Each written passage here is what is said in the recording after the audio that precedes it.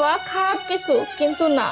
আপনি জানেন আপনার মেয়ে আজকে কত বড় হয়েছে। ওর টাকা পয়সা বাড়ি গাড়ি সব আছে, ওর কিচ্ছুতে অভাব নাই। কিন্তু আপনি ওকে অবহেলা করে দূরে ঠেলে দিয়ে অনাথ আশ্রমে পাঠিয়ে দিয়েছিলেন। আমার আমার মেয়েকে তুমি চিনো?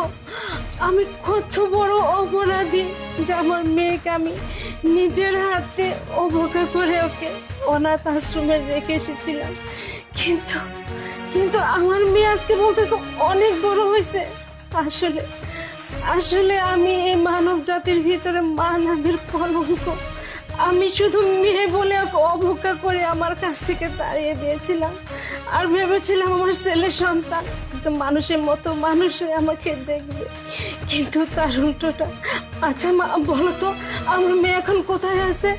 আমাকে একটু নিয়ে যাবে ওর কাছে, আমি ওর কাছে পায়ে ধরে ক্ষমা চাইবো, ও যেন আমাকে ক্ষমা করে দেয়। মা, ওর কাছে আমাকে একটু নিয়ে যাও মা। আমি আপনার সেই সন্তান, মিসেস শান্তা, এই অফিসের মালিক।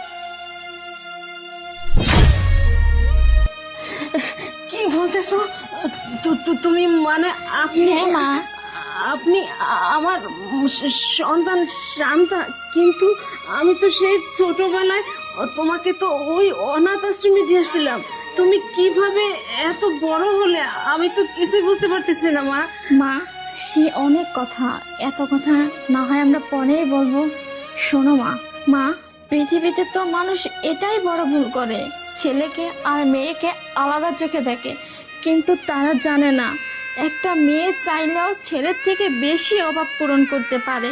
একটা মেয়েকে যদি ভালো করে শিক্ষা দেওয়া যায় তাহলে সেও একদিন মা বাবাকে দেখতে পারে।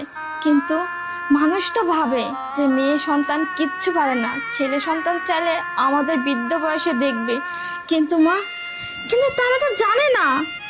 তারা জানে না যে মেয়ে সন্তান চাইলেও চেষ্টা করলে এমন কোনো কিছু নাই যে তারা পারে না।